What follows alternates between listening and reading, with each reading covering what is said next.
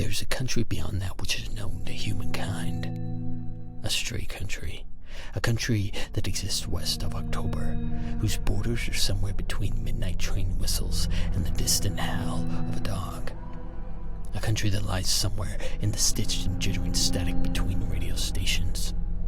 A country that drifts through America like a traveling salesman, but every now and then stops to nest on a small town, a small church, a single street, and maybe, just maybe, some kind of delayed radio broadcast you've stuffed in your ears.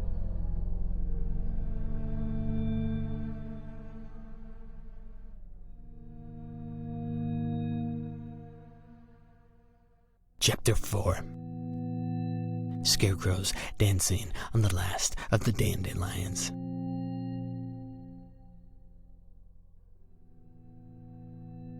Billy's eyes turned, his backpack dropped. Dang, forgot my science book.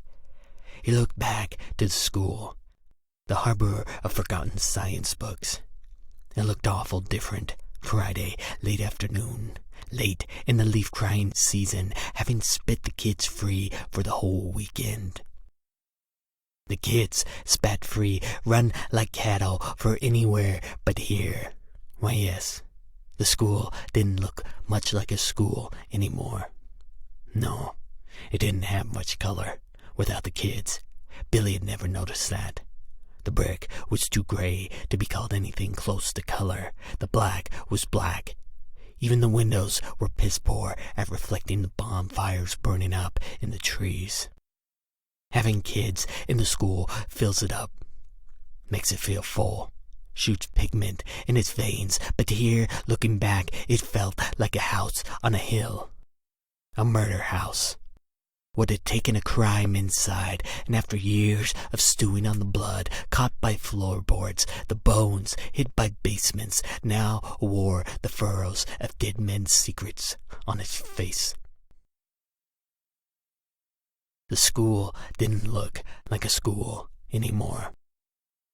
It looked like something else, something a school turns into after the kids go home. Like being a school's just an act. A role, a road show stage play for the playhouse kids by day, but by night, by dark, by the glow of fireside leaves, the building did something else. Looked something else. Was something else. And what do we know about the school come night anyways, thought Billy. Kids show up by day, go home by afternoon, and the teachers stay later, but not past 4, certainly not by 5, and so in the winter it's dark when they leave. But the school's only begun to dip its feet into the pool of nighttime, and the teachers know to get the hell out of there before the deep end of night comes, before the high dive plunge into the moon-whistling hours. So who knows what the school is really like? Empty of kids, stripped of teachers, left on its own, alone, to molder and ferment in the deep, dark, spook alley hours. 9 p.m., 10 p.m., but then it gets worse, much worse. 11 p.m., 12 a.m., where the tide of night starts running like wild horses until 1 a.m., the hour where no bird sings, and 2 a.m. is the hour no kid has ever seen painting the world outside their house, and 3 a.m. is the hour even the sun is afraid of, and rolling on through 3:33 a.m., the darkest minute of the darkest hour of the night. And hadn't he read it somewhere before? 3:33, Christ almighty, wasn't that the low tide of night? When the body was out to sea, the single minute the moon tries hardest to pull the blood out of a man. Yes, and hadn't he seen it on TV? Of all the 1,440 minutes in a day, wasn't 3:33 a.m. the solitary minute the ghost hunters waited for?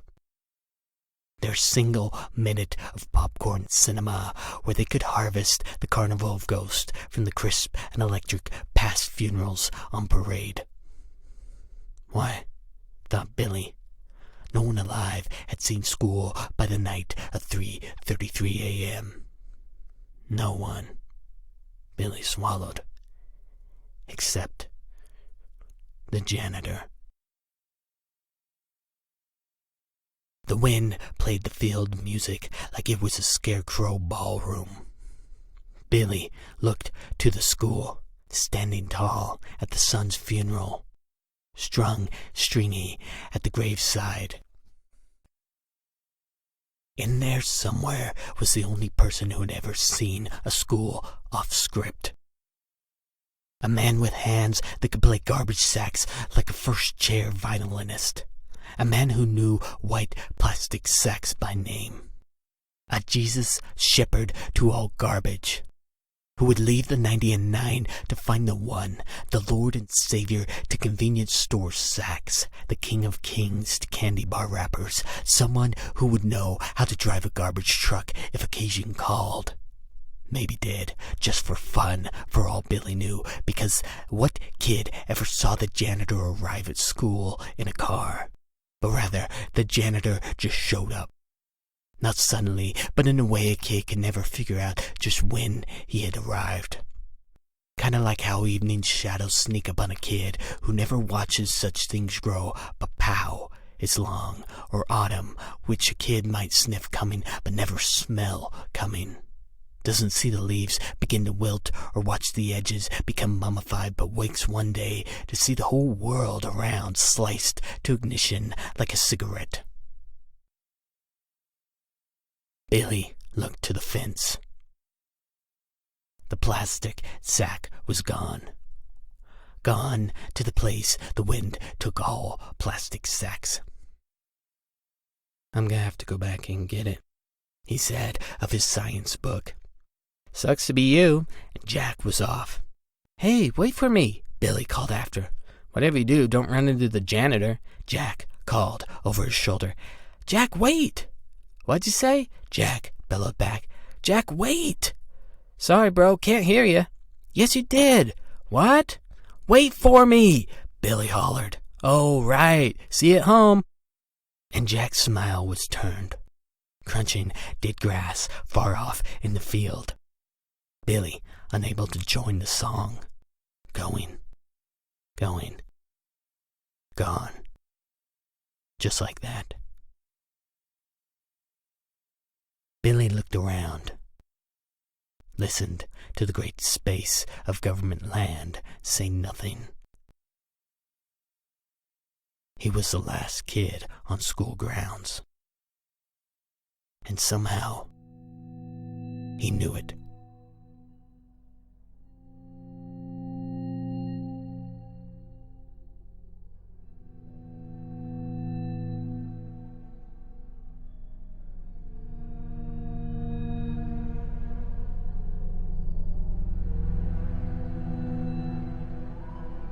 Stray country is scribbled and scratched out by me, Nicky Ink.